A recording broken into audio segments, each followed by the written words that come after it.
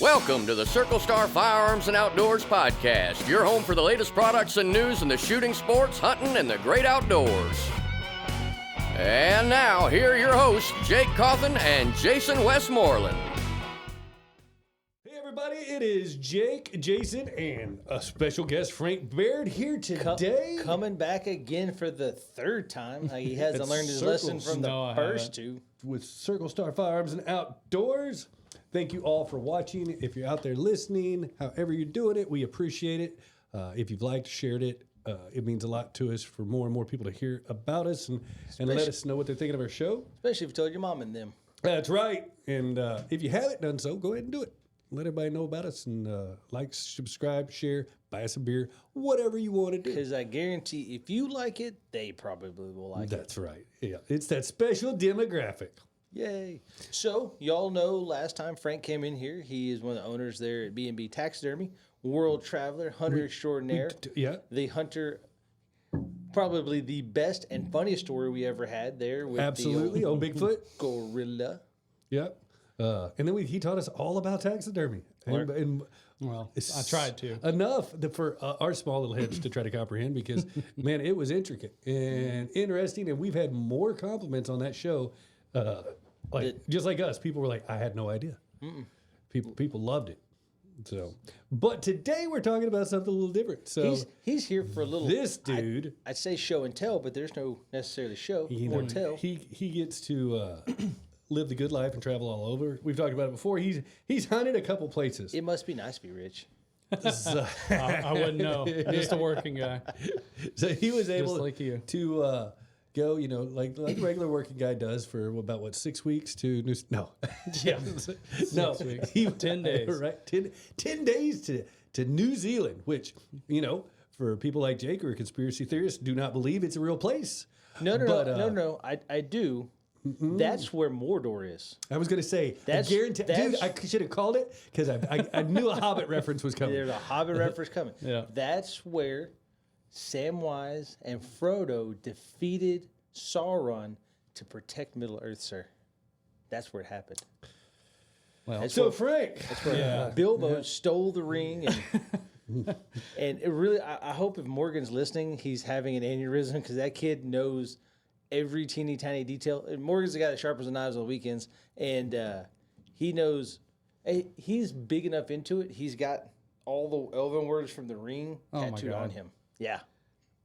well, first off, thank y'all for having me back. You're welcome. Yeah. That was an that was amazing your poor trip. mistake. Yeah. No, this is for sure a mistake. But so, I gotta know how was Middle Earth?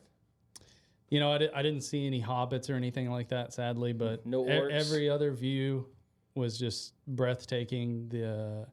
From the food, the people, the scenery, everything was just a trip of a lifetime, and I can't wait to go back. So what made it so great? Or I don't know if there was just one thing. So let's bring it down. So you didn't just plan this a week or two before you went. This is planning. This was planned a year and about 6 months before we left. Okay. So almost 2 years.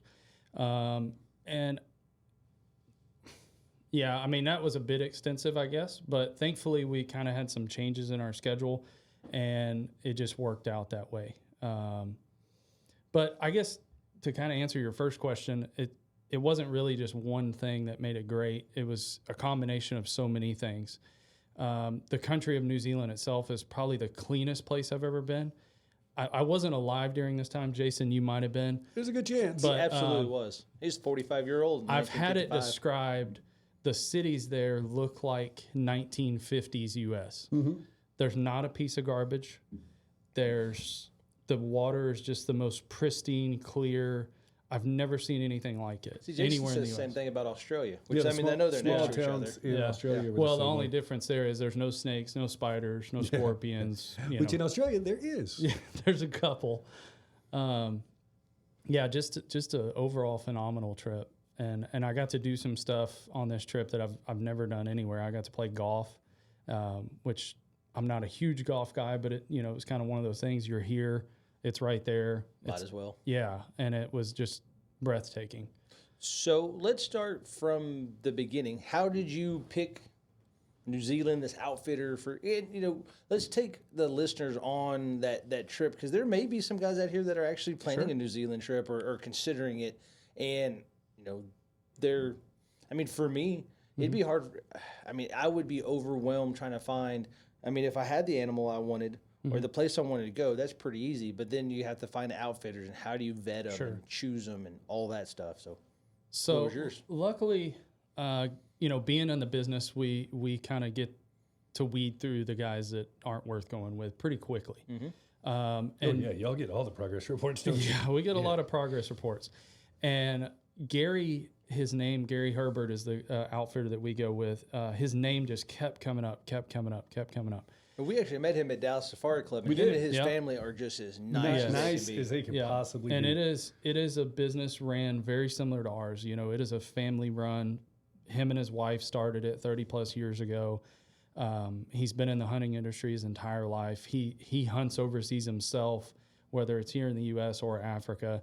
So he understands what it takes to make a good business and to make people happy for the money that they're spending with him.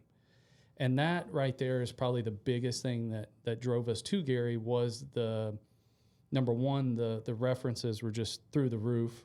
We never heard a bad thing about him. And my dad actually went with him. I guess his first time was in 2014, and he just raved. He got back and just was kind of over the moon about it.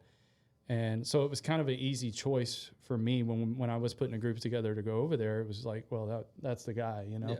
And having went with him, just my wife and I now, I'm already looking to go next year to bring the kids. That says a lot too. It'd be one thing if I traveled with my wife. There's certain things that, maybe I tolerate or allow more so of. But if I'm going to take my kids, and my kids are young, you want it to be clean and safe and respectful, and you don't want. Sir, you got a kid that's driving. They're not that young. Time goes by so fast. Didn't he almost get eaten by a grizzly bear? That's the younger dude. Or no, fall off a cliff or something like that. Oh yeah, both. Yeah. There's a whole lot of that. I loved it. He was like going down like these cliffs and like, boop, and he's like tra la la la la, just kicking rocks and stuff. He's giving me a heart attack. But going back to this guy Gary and Mr. Herbert, whatever y'all call him, when we met him at Dallas Safari, he that's one of the things. I believe it was his wife. I guess she was there with him. Yep. We told her, "Hey, we got kids, we got wives," and she said, "Oh my God, bring them! It's New Zealand. They'll freaking love it, even if they don't hunt." Yep. They said with the girls, sometimes they put together a sheep hunt or something like that, or a goat hunt. I don't remember exactly what it was, but he's like, they're guaranteed to have fun. Oh yeah. So I don't even know if you could not have fun there. Yeah. If you are in any way a lover of just nature, take the hunting aspect just completely out of it, but just the views and the scenery alone are worth the trip. Hands down. And the food. Because food is just good. It's not a huge country. It's smaller than the state of Texas, if I remember right. But it goes from everything. There's some more deserty area all the way to, lack of a better example, Lord of the Rings, right? That lush, the green of the valleys and the meadows, all the way to the craggy rockscapes of some of the more jagged mountains they got. Yeah, and we were so the little town that we were kind of close to is called, I'm going to mispronounce this so bad, Amarama, I think is how it's pronounced. That's Bananarama. Right, Bananarama. And it's kind of on the can you spell that? South. No, I cannot. Can I get that? Can I get that in a sentence, please? Jake was just thinking in the back of his head, you just misspelled or mispronounced Mordor. Yeah. The Shire. It's such a good series. But the terrain was very much mountainous, rolling hills with some kind of farmland mixed in. But if you had to tie it to a place in the U.S., where would you tie it? Sure, trying to paint that image. I would say more mountainous West Texas. Okay. Yeah.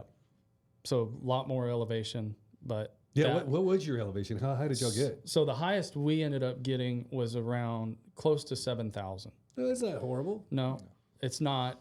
But what I would say from anybody going from Texas and you're like, oh, I'm going to just go do a tar hunt. Because I think on one of the podcasts you had asked me, one of the two of y'all had asked, like, are you training for this? And I jokingly said, yeah, 12 ounces at a time. Yeah.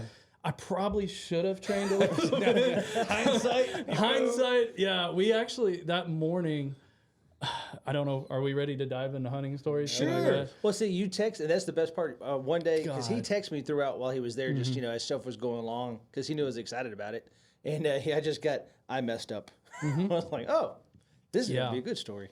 So the good friend of mine that I went with, or one of the guys that was there with us, his main animal he was going for, of course, was a stag, but his other passion was a Himalayan tar. For those of you that don't know what that looks like, imagine a North American mountain goat with longer, darker hair. And they live in very similar environments, basically at the top of the mountain. It's a shaggy goat. Yeah. That doesn't like flat ground.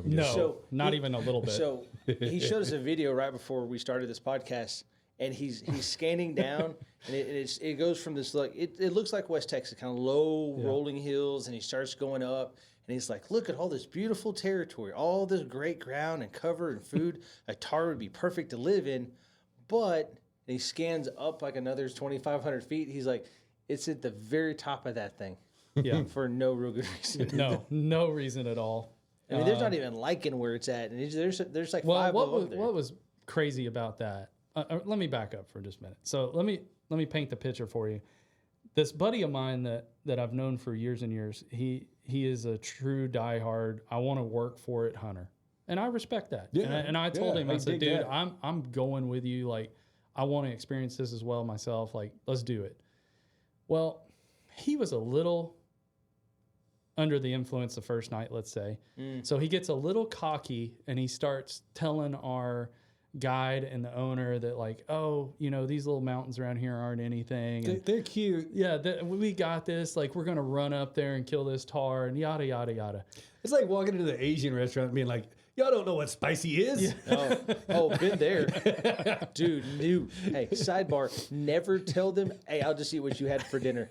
I had fish and lava. That's all it was. It was boiling red something and a fish. And so the next day, they get the guide's got something to prove. Yeah. Well, no, then I hear the owner, Gary, he goes over to our guide later that night, and I swore that dude said, take him up F mountain. I'm not going to say the normal word, but he kind of winked at him and was like, give him a show. And boy, did they. We got out of that. Well, first off, again, my little cocky buddy there, we're walking out of the house at the butt crack of dawn, and he's like, where's our beer? And I'm like, oh, God. So, of course, we had a beer with the guides. This is what, I'm guessing 7 a.m.? Not even.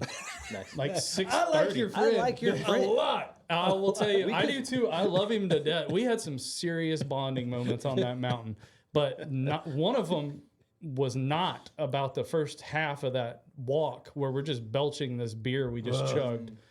And anyhow, we're making our little trek up there, and for 12 solid hours, dude, we got it. I mean, straight up, sheer rock faces, the most wicked country I could imagine. I mean, did you have big packs on, or just like a little day pack and a rifle? So thankfully, I did just day packs. Okay, but it was mostly water. Mm-hmm. Yep. I had just binos, water, rifle, a couple of rounds of ammunition, and then a kind of a layer system, with some light jackets and stuff. But yeah, we kept it pretty light. We had a couple flashlights and stuff, like some skinning, but I wouldn't say my pack was over 20 pounds. Okay. Yeah, that wasn't the problem. The pack had nothing to do with the problem. It was 100% the night before. Yeah, it was the night before, and years of abuse and bars and not thinking you're working out, but not. Yeah. So you take off. You're up the mountain we go. Up the mountain we go. And this is what, your second day there? Yeah, that was our second day there. Okay. So we spent 2 nights in Queenstown. So this was technically our 4th day in country. Okay. So we were acclimated. We were, good to go. We were very excited until we got out of the truck and they're like, we're going that way. Oh, It's one of those where you straight up. where they say straight up. let's go, and you start looking, and you just keep going. Yeah. You crane We your couldn't neck. even see the top. Now all of a sudden you're bent over backwards. You're like, no. Well, first off, our little jackass guides. Sounds like you they like him. point to where we're going, and he says, "You see that peak there?" And it's about at least 1.5 miles from where we are. And I said, "Yeah." And he says, "That's where we're going to stop the first time to start glassing. That's where you start glassing." I knew we were in trouble. I knew we had messed up when you start glassing at 1 mile. So we make it to the first peak, and which actually, surprisingly, it only took us about 1.5 hours. There you go. Our guides were very impressed, and I was too. We were both sucking wind. Don't get me wrong. It's all that carbo loading the night Right. before. Yeah. Right. Like preparing for a marathon. So we get to that peak, and we kind of see some on the opposite cliff face, but they're not really what we're looking for. So he goes, "Well, let's just go to the next little peak." Well, of course, the next little peak's 3/4 of a mile from where we are. Mm-hmm. So we make it up to that god awfulness, and then we spot, a good tar that we want to pursue, and he's actually bedded with about 3 or 4 nannies. So he's like, "Okay, this is going to work. We're going to go around this little cliff face," or so it seemed. That was not as it seemed. It was. There was some hairy moments there. Yeah. It was probably 1.5 feet by 2 at some, and it's just sheer 40 to 80 foot drop on the other side. And I mean, I'm talking butthole puckering. It's a drop. You're in one false step and you're gone. And I can't say enough for good footwear. Oh my God. Oh yeah, yeah. We preach Good about that Lord. stuff around here. What you running? So after this trip, now I'm running Kinetrex. Good. There you go. Yep, Yeah, same here. I'm not playing around with that anymore. It's a thing you do one time, and you're like, I'm gonna go get these boots. Yep. Yeah, Time. they're expensive, but oh my gosh, I mean, what is your life worth? That- What is being that- in a hospital broken down worth? Yep. I have that story from last elk season. Yeah. If it wasn't for the quality of the boot I had, I would have died, or at least been seriously No injured. doubt in my mind. Yeah. So anyhow, we make our move, and it takes us another. By this point, it's around noonish, and we had been going since I think we got out of the truck around 7. We literally get up there within about 350 yards of where the goat is, shooting across a canyon, and all of a sudden he kind of picks his head up and literally runs straight up to the highest freaking peak. It's amazing, and I'll say this about a lot of animals, but especially the territory y'all were from watching the video. What will take me an hour to go 200 yards, he's cleared 1,000 in 5 minutes. Oh, yeah. Just It was gone. Yeah, and that's exactly what happened. What rifle y'all shooting? So he was using a 300 Win Mag and a Christensen Arms. Don't catch me lying. Just a Christensen 300. Sure. Okay. With a Swaro scope on it. I was basically the backup gunner with a Christensen Arms 270. There you go. So anyhow, the goat had basically moved about 1,300 yards away from where we were at this point. Oh, just right there. Just right there. So That'd be so defeating. You're just it was awful. It was awful. So at that point, we realized that the reason the goat had went up there because there was 5 hot nannies up there. No. So he starts breeding some of the other nannies. I'm thinking about a different hot nanny. Right. So the guide, is like, okay, look, I know this sucks, but he's not going anywhere, or he shouldn't. So only place he could go at this point was over the backside of the mountain. That was it. He was at the highest possible point. So it takes us another 1.5 to 2 hours to get within about 400 to 500 yards of him. He stays there, thank God. And me and the other guide basically kept a glass on him while my buddy and the main guide got within about 300 yards of him, and we were able to take him. But the goat died in such a remote area, it literally fell in a ravine that was maybe 3.5 to 4 foot wide and just sheer rock down. And the guide actually had to use a helicopter with a rope to get down to the goat. I have video of this, and he lassos a rope onto it, and they lifted it out with a helicopter. There was no, like, let's get down there and take pictures. There was none of that.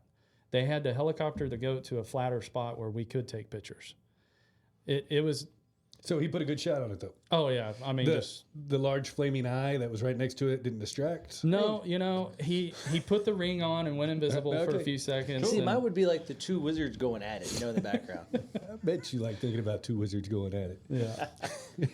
Yeah. So that's a hell of a day 3 or 2, 3 Yeah. of hunting. So he gets a tar. So Or he gets a tar. He got a tar. He got a tar. And I was just thankful to be part of it. And I learned a super valuable lesson. Apparently, I am like really, really, really good friends with him. And I'll just say his name. His name is Ryan Mills. And I've known him for 12 plus years. And our super bonding moment came after. So let me preface this. It was now after we take photos, get the tar down, all that good stuff. It's around 4 o'clock in the evening, 3:30, something like that. I had an opportunity to ride the helicopter back to the lodge. And I chose, because my buddy couldn't get in the helicopter, there wasn't room for him. I chose, you know what? If he's walking down, I'm walking down. God, I hated that decision later. You use a completely different totally different. part. Oh my going down God. is harder than going up. I almost agree with you. Yep. But man, when we got down to that truck that night, Did y'all drop that beer never tasted so good. Did y'all drop gear in the helicopter and just walk out? Yeah, we did. We ended up we left our rifles and our most of our pack. Mm-hmm. Yeah, I think I took a flashlight and like I had a little first aid kit, something like that. Gotcha. But yeah, it still took us right at 3 hours to get down. So targets checked off. Yep. The trip, right? Now, you still want to get one, though. No, so I was that wasn't on your. No, I'd already killed. I've killed several, Okay. and it was. I was purely there to experience the hunting part of it. Right. I let my wife harvest an animal, and I had done some waterfowl and stuff that we can get into in a little bit. But I wasn't really going to be a trigger guy on this trip. I was there just to purely outfit, whatever you want to call it, to experience New Zealand. Be there with your buddy. Yeah. Yeah. Yeah. Right. So Buddies. Yeah. So everyone, when they think New Zealand, which is not a native species to New Zealand, but they think of it, which I don't think there's a handful native to New Zealand to begin with. The only thing is a kiwi bird and a bat. Interesting. That's it. Did you see a kiwi bird? Dolls. No. They're not extinct, are they? No, there's like, I think they're in zoos and stuff. I mean, there was an actual place we probably could have went and saw one, but You're just going to see them running around the wild. no, you don't see like flocks of kiwi birds. I don't know, maybe. Just running at you. Yeah. Just swat them Just- away. yeah. Good thing we Whatever bought noise they our make. golf clubs. But when people think about New Zealand, they think monster red stag. Yeah. And so I'm guessing that's what was next on the list. Yes, that was the next thing on the list. And Your wife. I was about to say, a I think I'm going to have to stud. get a divorce if I don't tell my wife's hunting story. Cause Yeah. you know, I'm excited for her. I'm proud of her. I'm very proud of her. Yeah. I mean, I had an opportunity to shoot, and I said, you know what? I've already shot a couple stags. You do it. And your wife hadn't been on the show, obviously, but Right. But for everybody who's listened in previous shows about Frank and everything, you know he's a fun guy. He's outgoing. He's cool to be around. Imagine that times 10, and you get a little bit of what his wife is like. Like she's definitely the fun one in the relationship. I just get to be here. Yep, and obviously the better hunter too. So Yeah. Sadly, I mean, she doesn't mess around at all, and she got an opportunity to do a stag, and actually, my buddy, being the great friend he is, after our magical bonding moment on that mountain, he said, "You know what? I just want to go with y'all before I even start hunting my stag," and which I thought was cool. Yeah. You know, it was gonna be the three of us, and that was really cool. And we got a little bit of rough weather the day. It rained for about maybe an hour and a half. Temperature dropped, pretty severely. I would say down in the 30s, and we got some rough wind. And For those that are thinking of listening to this around Texas and the U.S., it's the beginning of their winter in New Zealand, so it's cold. It's cold, yeah. But thankfully, we brought the right kind of gear and good waterproof stuff, and going back to equipment. I mean, good God, I can't say enough good things about Kuyu and Sitka. Sounds like we were in very similar environments than where we were at in Montana, like temperature wise. Probably, Yeah. yeah. I mean, it got up to the 50s. And we had a bonding moment on a mountain. Did y'all? There's a lot of parables there. Yeah. No, it got weird. Yeah. Did you sleep in a truck with your buddy and another buddy? I tell you what, we had a heart on that. If that tar would have went over the top, I honestly think we would have camped out. No, Like that was a for real conversation at one point. I get that. Because God knows we were not climbing that mountain again the next day. So just to pause on that, just because I saw the photo, was that how good did that tar score? So that tar, they don't really like. I mean, I guess you could score a tar, but to kind of answer that question, that tar was around 7 to 8 years old, according to his growth rings.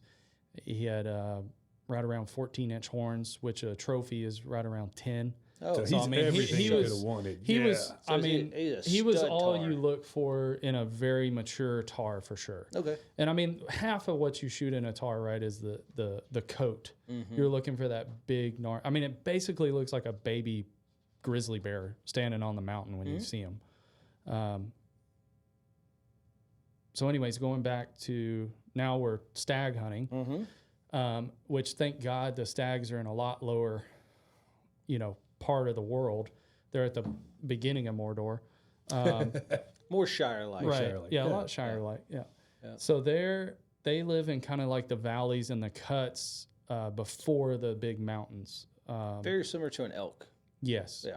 Extremely similar to an elk. And they are a herd animal. So typically when we would see one, there would be 5. And it's a lot of glassing, a lot of spot and stalk, getting the wind right. But anyhow, we had kind of that bad weather. So we let the bad weather kind of push out. Thankfully, it pushed out within about an hour. And sunshine popped out. It became just delightful. I mean, I don't know, maybe 50 degrees, something like that. There you go. Winds 10 to 15 miles an hour. Our guides had just phenomenal spotting scopes. And if I go back, that's probably one of the top gear things I'm going to get is a new spotting scope. And they had this thing, dude. This is completely off subject. It was a magnet that went over the eye of the spotting scope, Oh, yeah. and it had a magnet on their phone. Yeah, mag attach. I got one. Yep. Is it mag attach? Dude, that Game was changer. freaking awesome. Yep. And you could literally just video and zoom in and be like, look at this bull. He's got this and this points or that and that. And like, we even got to really look at the tar and oh my God, I was like, I'm getting that. Yeah, it's That super is cool. unbelievable. I like the spotting scope for me worked better. They also have a binocular attachment. I never got that one right. They said the same thing. They all run, every single one of those guides over there run I thought it might have been mag attached, but I thought it was something is it out of Idaho? Okay, then that's it. But they all use a Swaro spotting scope, and they have that thing on every single one of them. And man, it just makes like seeing the animal through that. Well, and being able to record and everything. It's well, and it's they could awesome. take it back to the lodge and like, hey, look at this stag. What do you think? And get like a second opinion type deal, which is awesome.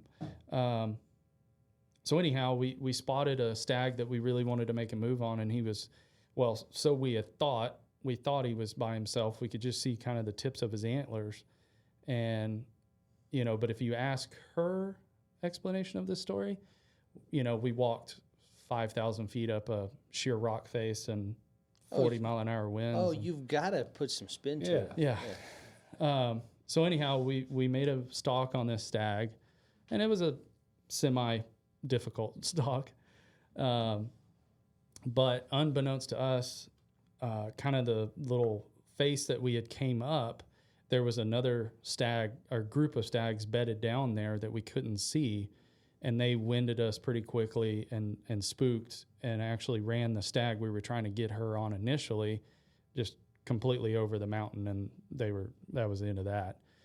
But the group that ran out, there was actually a better stag in there, the one she ended up harvesting, and he was able to give her a broadside shot at about it was about 340 yards. Now that Respectable. Yeah. that was with a Tika 30-06 with a suppressor, and she put it right in the freaking heart, and he did a big somersault backflip. Is that a guide gun, or is that do y'all fly with weapons? So we chose not to take any guns on this trip at all.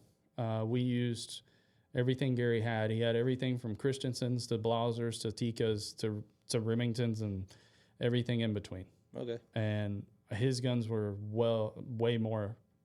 I mean, I don't know what you can't kill with between the calibers of 300 Win Mag, 270, 30-06. Mm-hmm. I mean, what can you not kill with those? Everything they need there. Exactly. So no, we used it was his rifle, but I did like the Tika for the lightness. I thought it was a little bit lighter even than the Christensen probably. Mm-hmm. But yeah, she made a great shot. Got up to him, and that was about all of that. Except she had this massive head that she could barely get inside the airplane on the way home. I would have too. So you said he scored at what? So that stag ended up going 428. That's a monster. That's huge. Yeah. Yeah, we were very blessed to have that stag. That's for sure. And these are free range stag, correct? First thing, so no, all of the stag and fallow deer in New Zealand are in an estate, and it's a 40,000 acre estate, and it's privately owned, and he raises his own stag. They kind of just do a natural thing, right? Yeah. Like there's hinds and does. They do their own thing. So he's managing his herd. It's still tough. I mean, it's still 40,000 acres. You could call it really acres, a high fence. It's a You don't see a fence. I never saw a fence until I went through the gate. That was it. And then other than that, you're just looking at mountains and mountains and mountains. Nice. And valleys. And hobbits. And Orcs. Yeah. All that good fun all stuff. right. So I guess the meat stays there? So we ate quite a bit. We tried basically everything that's there except wild boar. So we had fallow, we had tar, stag, chamois. How was everything? Everything was phenomenal. Anything that had a taste like you were like, well, that's different. You know what one actually surprised me the most was the tar. Yeah. I really, after smelling the one we shot, it kind of had that goat smell. Mm-hmm. And I thought, this is going to be awful. And that stuff was delightful. Really? Melted in your mouth, just super, it kind of had a sweet flavor to it. And man, it was just superb. I just can't say I've ever had Himalayan tar, so I had to add that to the list. Yeah. We've had red stag before, which is delicious. Oh, Yeah. Red And stag is elk, amazing. I loved elk. I don't get elk a whole lot. And that was. And we were talking about that earlier. It's called wapiti there. Yep. So all their elk are Roosevelt elk. Okay. Yeah. I guess at some point they just imported some. And Yeah, back in like 1850. Actually, I think the elk and the stag were a gift from Teddy Roosevelt. Oh, wow. Yeah, found that out. And he didn't donate any bears? There's no grizzlies running around? No. Damn. You know what we kept talking about, me and my buddy Ryan? We kept saying, like, God, why is there not mule deer and freaking like black bear in this area? Mm-hmm. Like, they would just thrive in that country. I would think, I would assume. At this point, they're probably hard to smuggle in and get an operation going. Yeah, I don't think they're bringing over anything. They're having trouble managing what they have. See, I've always heard the custom side of New Zealand getting in is super tough, just because it's an island with, and a lot of this stuff has a lot of their native species have no natural predators outside. I mean, it's a very closed ecosystem, and I don't know if it's the same for you, but I did some research into going down there because you can hunt public. New Zealand is the only country that will let non-residents hunt public land. Correct. And so I did some research trying to do a DIY, like red stag on the cheap hunt. Yep. And what I read was, if you're going to come in, they are so particular Yes. to buy a brand new pair of boots and Yep. bring them with you, because if there are a speck of anything in your boots, they will confiscate them. Wow. We all bought brand new boots for that hunt, and except my buddy.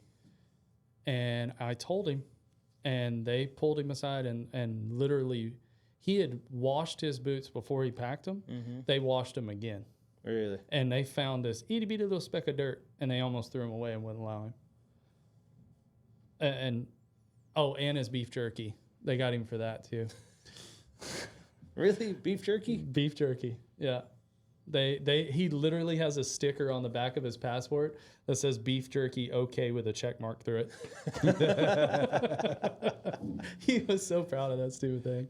So he got to keep the beef jerky. He got to keep it. That's- yeah. yeah. But they had to make sure it was like a already processed, he didn't make his own beef jerky. It was like Jack Link's or whatever. Yeah. Like I think if you were making your own, they're not going to let that come through. Interesting. Yeah. So what's next? So we got the stag, we got the tar. Yeah. You get the weird stuff now. This is what I'm excited about. Yeah.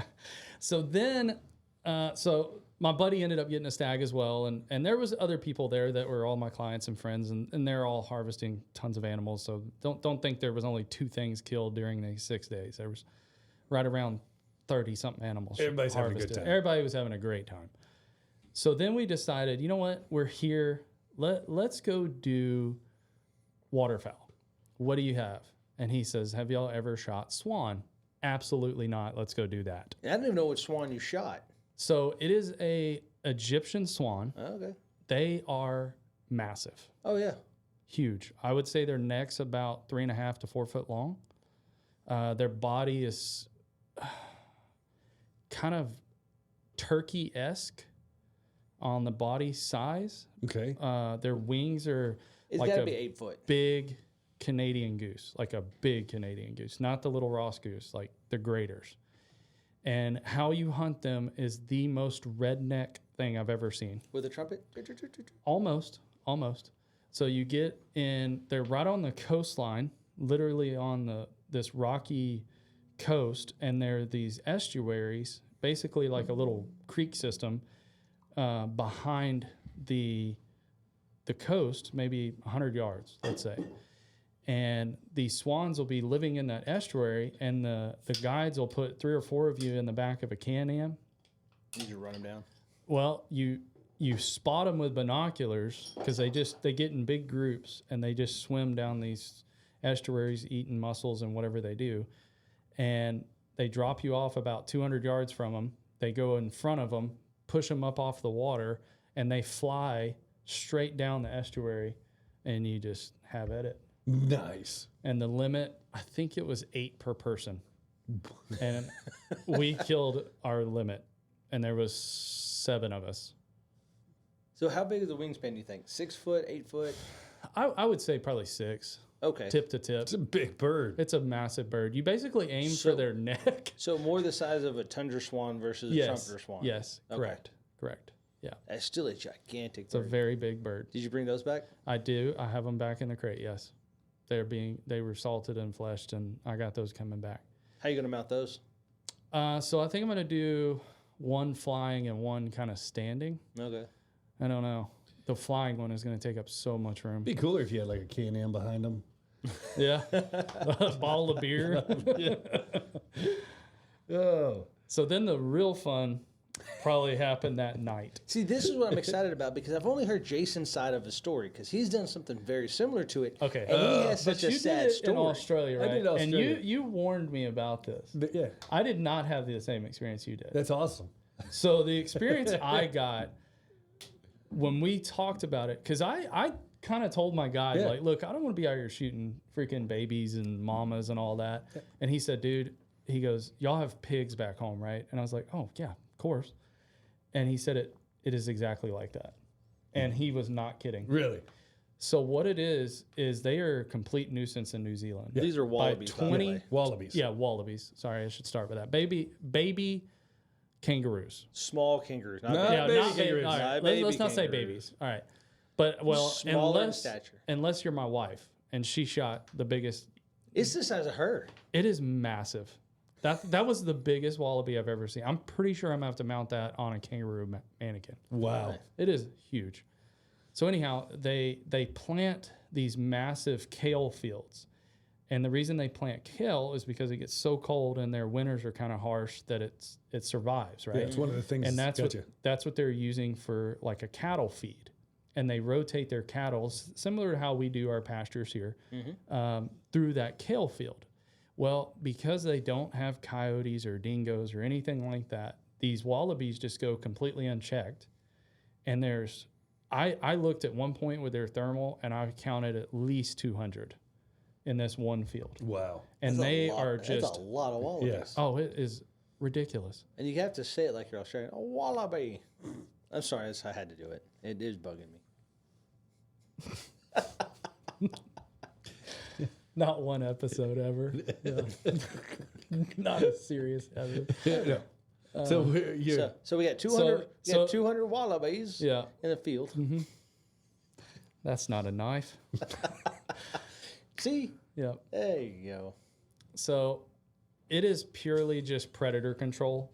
And I'll be honest, again, going back, that was the most redneck thing, funnest. It is similar to how I didn't realize they were predators.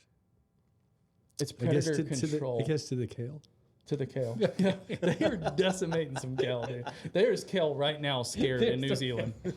Guarantee it. So is it?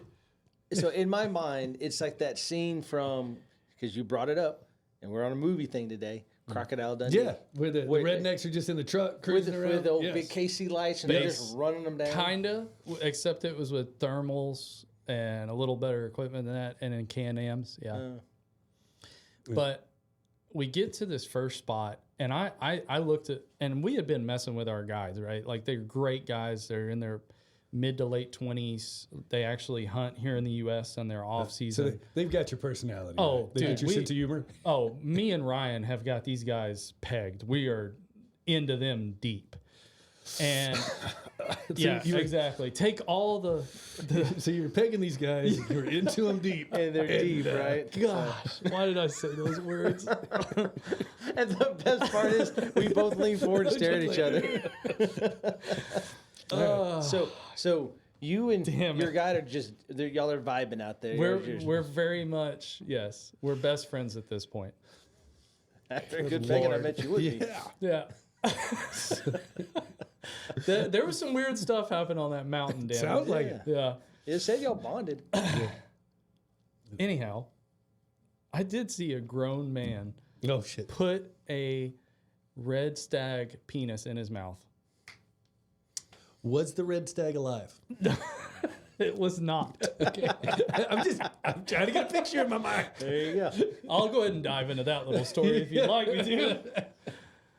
So Ryan harvests this red stag, and he says, man, I would love to have like the jewels or the Testicle. there you go, as a, cup holder, like a pin holder, like it'd be just a conversation piece.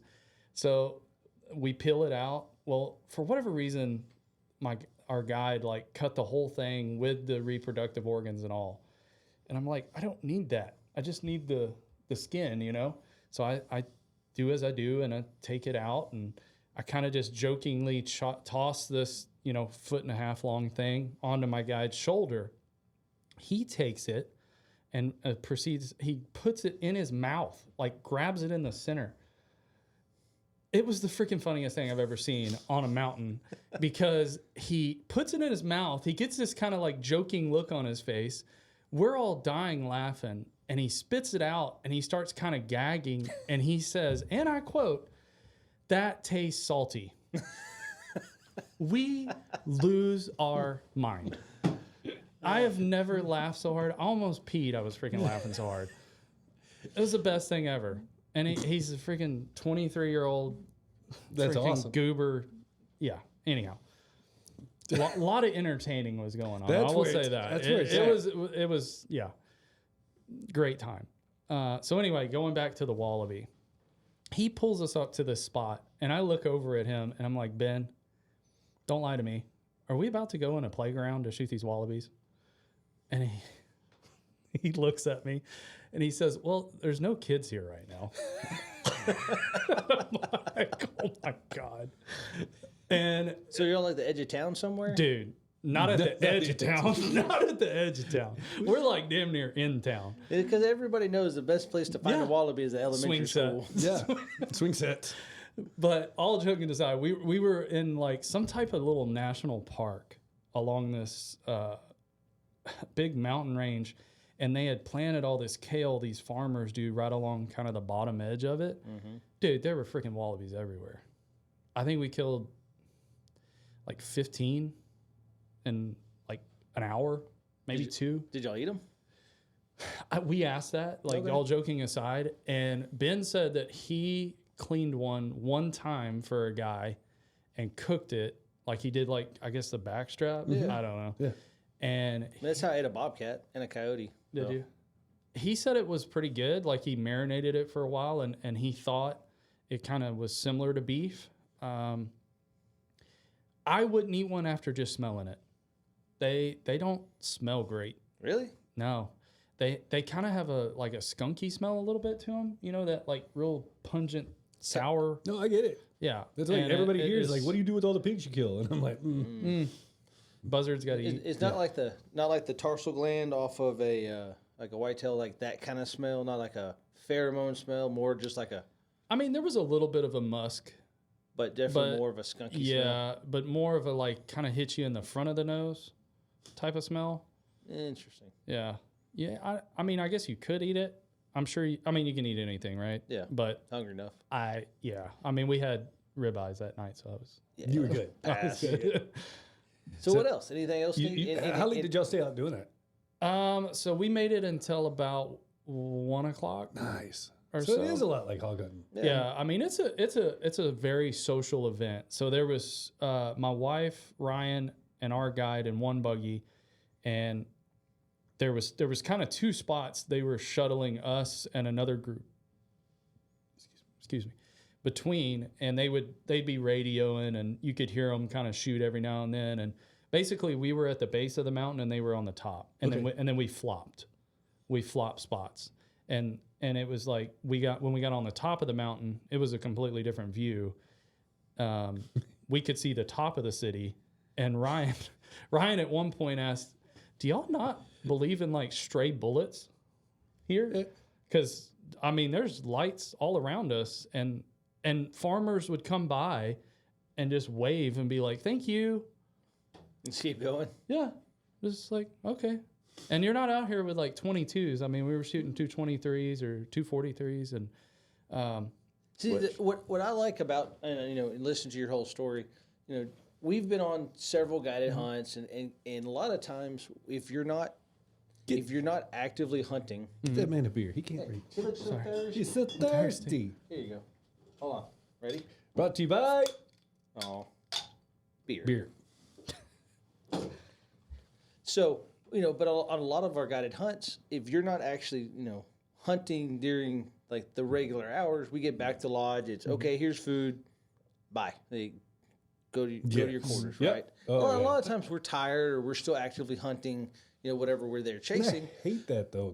But it sounded like y'all constantly had something that y'all were doing. There was 24-hour entertainment.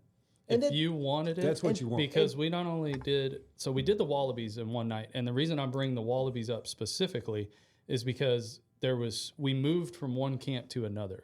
So it was about an hour and a half, hour and 45-minute drive. But we didn't waste a day because the same place we did the swans is the same place we did the wallaby. Oh. So it was a whole day of entertainment. And And it- go ahead. I'm sorry. I was going to say with the money, this was not a cheap trip. And I just pricing this stuff in the past, I know it was not a cheap trip, but it sounds like there was a ton of entertainment for the money Oh yeah.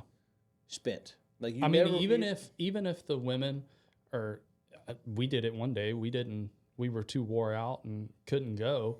We had a freaking itinerary that we could do that day. That was all within, I would say, 45 minutes to an hour of the lodge, and it was everything from go to the coast and pet and see seals to Cook's Mountain to this place called the Clay Cliffs, which was formed when New Zealand was still in the ocean. You could have a private masseuse come there and give you massages. I mean, it was all the entertainment you needed. So I'm guessing the seals are off the table there. Yeah, I tried to get the trophy fee of one, but nobody would answer. No. Yeah, I just want a baby one.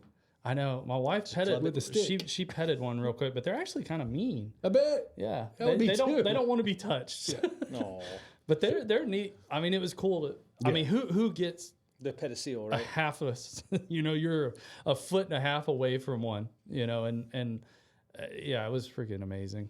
Any other animals y'all harvested that we hadn't talked about? So we got another really cool thing that we got to do was we did possum hunting at night, and their possums are nothing like ours. Like if You told me y'all were possum hunting one night, and I was like, okay, I can do that right now.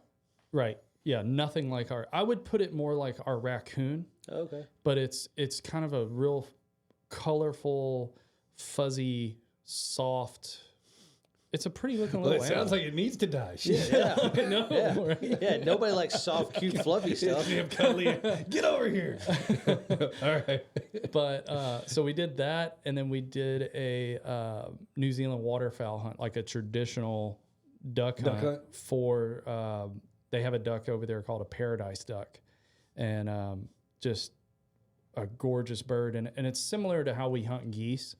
You lay in coffin blinds in like a big green field that's been planted, and they're coming there to to roost and stuff. So what's a paradise duck look like? Kind of like, I'm guessing similar to a wood duck? No, I can show you a picture, but I don't know how you're going to describe this. The only interesting thing about a paradise duck They can Google it. is Yeah. the females. Paradise duck. The females are actually the pretty ones. Interesting. So they have that kind of white plumage there, Oh. but they're about the size of like It looks like our snow goose. It looks like an Egyptian goose. Very similar. Yes, yeah, very similar. Very pretty coloring. Big bird. Yeah, that day was awesome. That was. It's weird. I don't recognize Ryan without a stag penis in his mouth. No, Ryan wasn't the one that put the stag penis in his mouth. I'm not going to let him take that fall.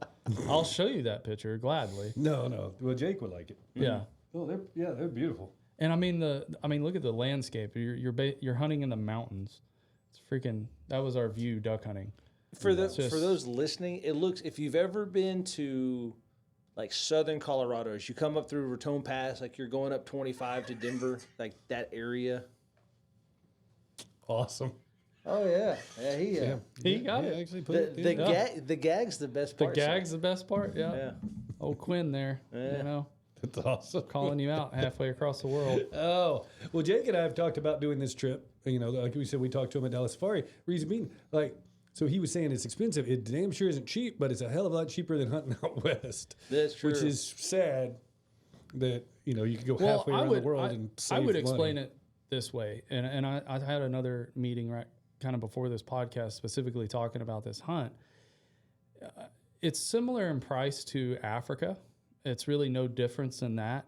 The major difference is you're not going to come home with as many animals, but the safeness of the country. So if you're wanting to take your family, and when I mean your family, I'm talking like 9 and 10-year-old kids, you have no hesitation.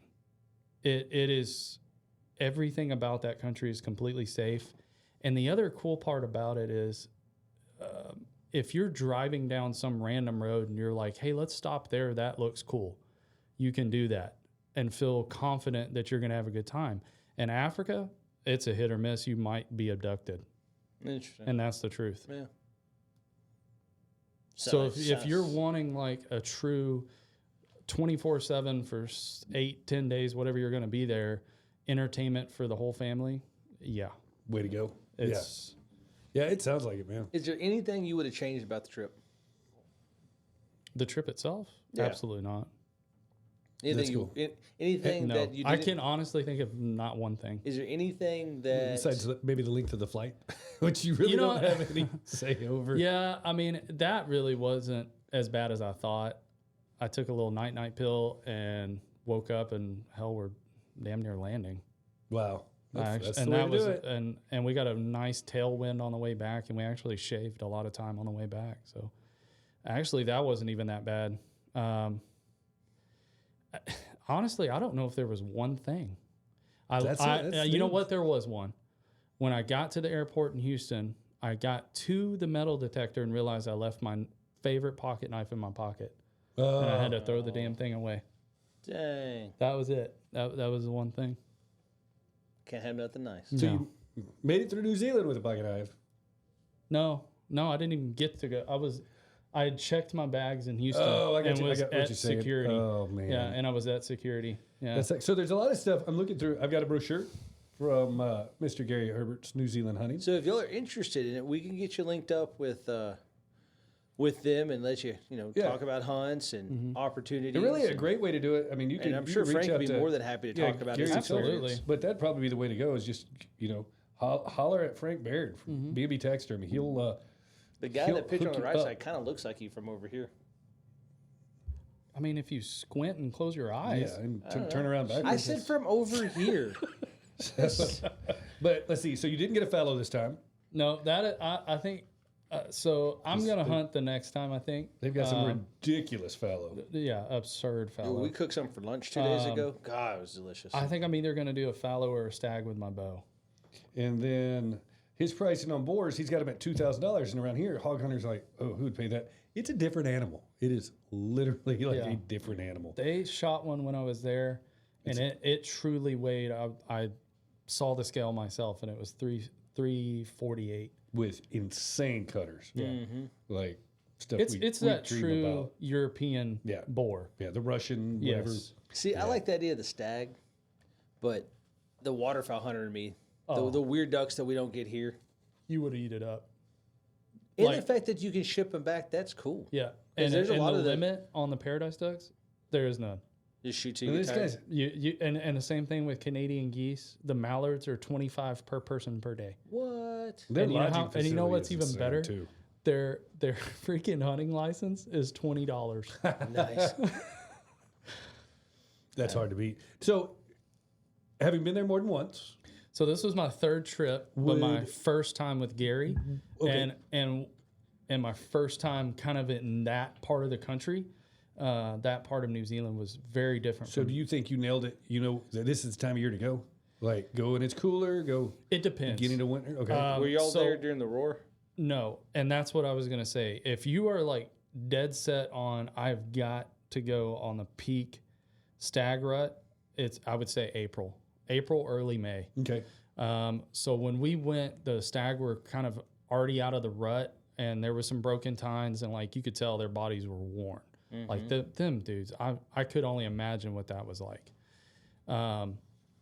But we had, because we were in the wintertime, we had a lot better coats on the tar and stuff. Like they were just super lush, thick, long hair, you know.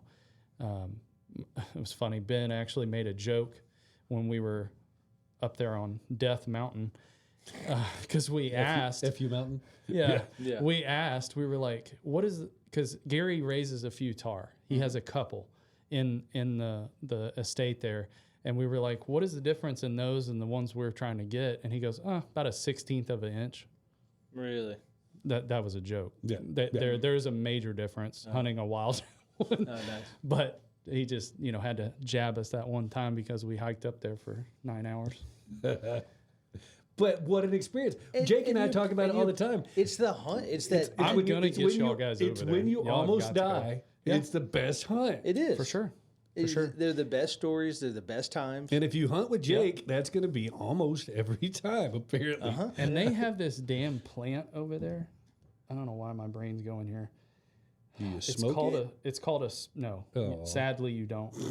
It's called they call it a Spanish or Spaniard, and it is all over those mountains. And if you rub it, I don't care what kind of pants you're wearing, it's going through it, and it hurts. Is it sting you or It's like it's like a bull nettle almost? Or but it's got really super sharp spines. okay. Like it stabs you. Like a honey locust, but a little bush. Or They get pretty big. really? Yeah, I actually came around a corner at one point and there was nowhere to go but through it, and that sucked. Cool. Well, that's good to know. I mean, but if that's all they got, you don't have rattlesnakes. You don't have any of the stuff we do. Yeah. Like giant cactus around every corner. None of that. Deadly spiders, scorpions. No spiders, no scorpions. I dig it. Actually, I think I saw one fly when I was there. But they have, the only place they have mosquitoes is up on the North Island and kind of like the rainforesty type area, but nothing where we were. Yeah, it's just, I mean, it's really just the complete hunting and vacation package all in one, really. That's kind of the best way to describe it. Jake and I have to go. Yeah. We got to do it. It'll be a blast. I'm not mad about it. Yep. We'll put it on the list. The more I hear about this wallaby hunting, the more I'm excited. Dude, you would be all into that wallaby. I can guarantee it. Yeah. You'd be like, let's go on the swing set. I want to shoot one off the swing set. See, no. My idea, you come down the little twisty slide, and as soon as you hit the bottom, bam, got your wallaby. Yep. But you really would. I think you would love the duck hunting. Oh, it would. No, he's that a nerd about it. You would eat that up. And that's what's weird. Actually, Gary, how he got his start in his company was waterfowl and fishing. Those were his two starts. And you hear that, Boogie? I know you're then- listening somewhere out there. Yeah. That's how the man got to start. And There then you people go. started, kept coming and coming. And we're like, hey, what do you know about stag hunting? What do you know about tar hunting?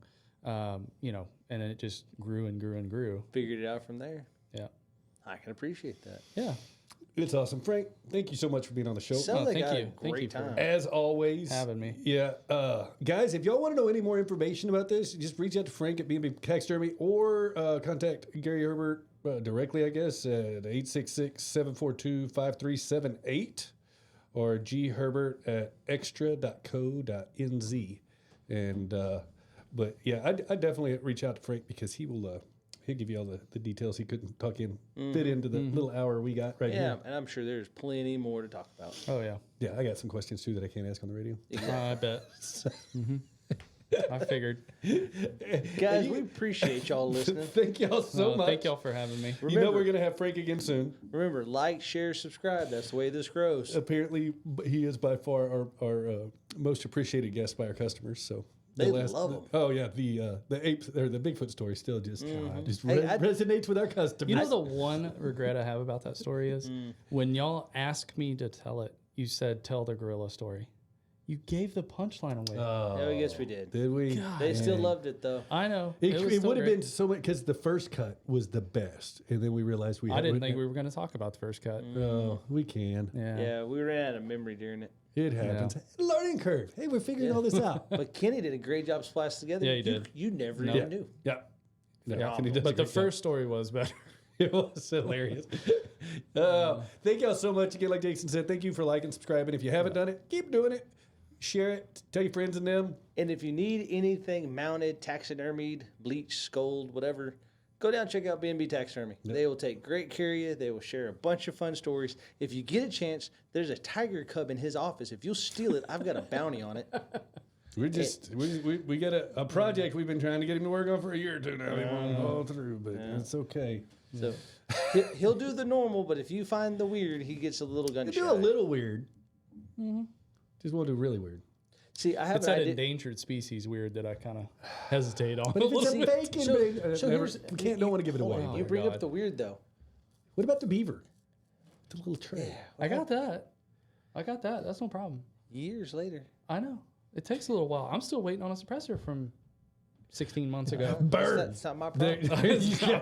I know. It's going to be the first day I walk in with that beaver.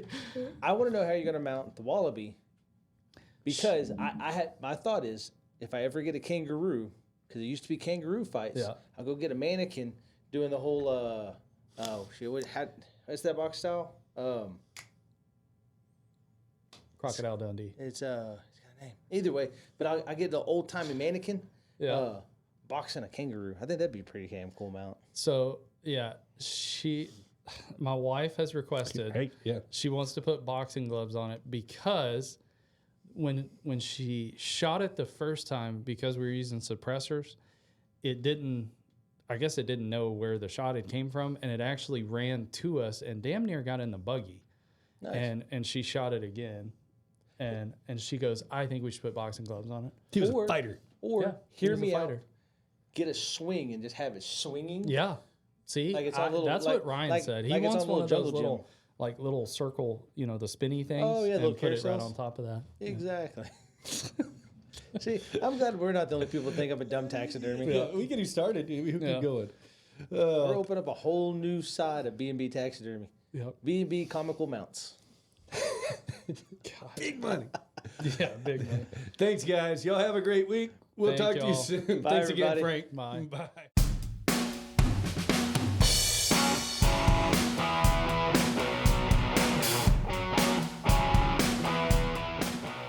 You've been listening to the Circle Star Firearms and Outdoors podcast with your hosts Jake Coffin and Jason Westmoreland.